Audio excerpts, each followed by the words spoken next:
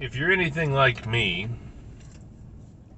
which I admit just takes a haircut, but if you're anything like me and you're paying attention to what's going on in Washington, you might find yourself a little befuddled. So we have an infrastructure bill, $1 trillion, $550 billion for new infrastructure, $450 billion for old infrastructure. And this bill has gotten bipartisan support. We also have a $3.5 trillion Building Back Better bill. That is essentially a smorgasbord of leftist initiatives. Then we have a debt limit. Now you're beginning to scratch your head and be like, okay, what's going on? So, we have a debt limit. It's got to go up to get the infrastructure bill passed and to get this other bill passed. The infrastructure bill has bipartisan support. The $3.5 trillion bill has no bipartisan support. Excuse me. And oh, by the way, if you don't increase the debt limit,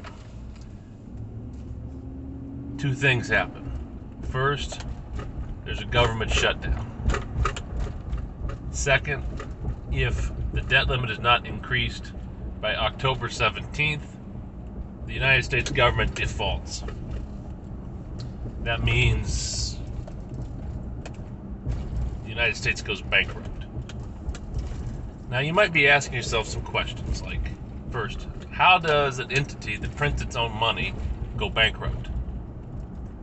After all, fiat currency is not based on anything other than the faith and credit of the United States.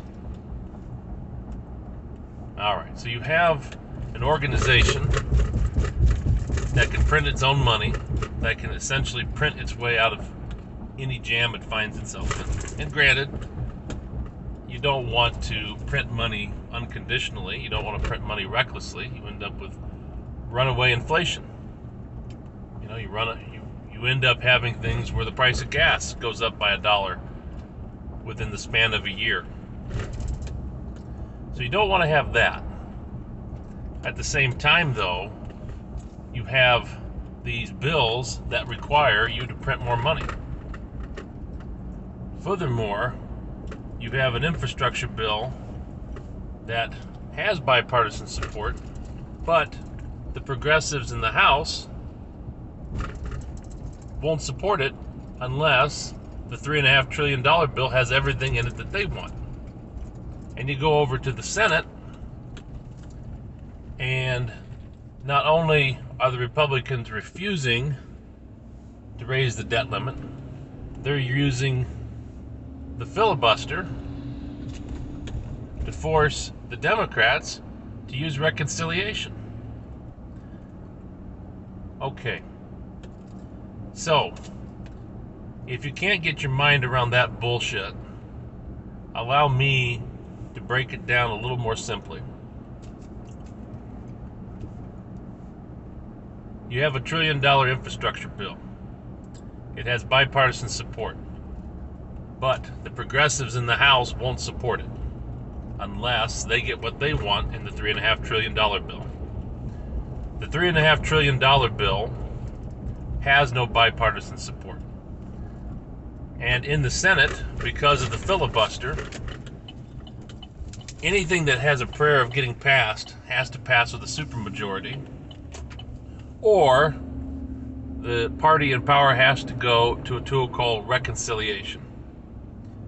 As I said yesterday, you're using one arcane tool, you're misusing one arcane tool in order to overcome the misuse of another arcane tool.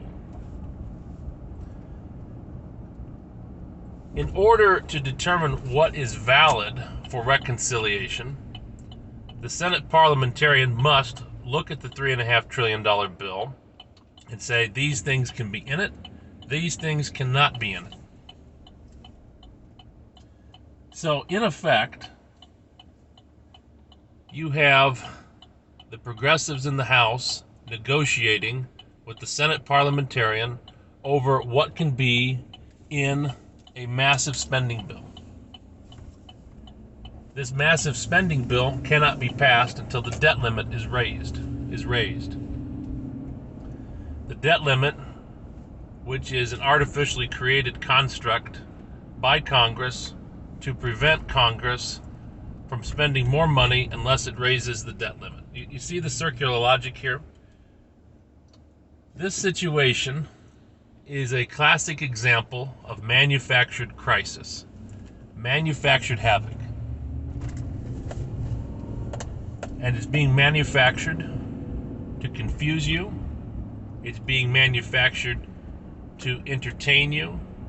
And most importantly, it's being manufactured for your benefit.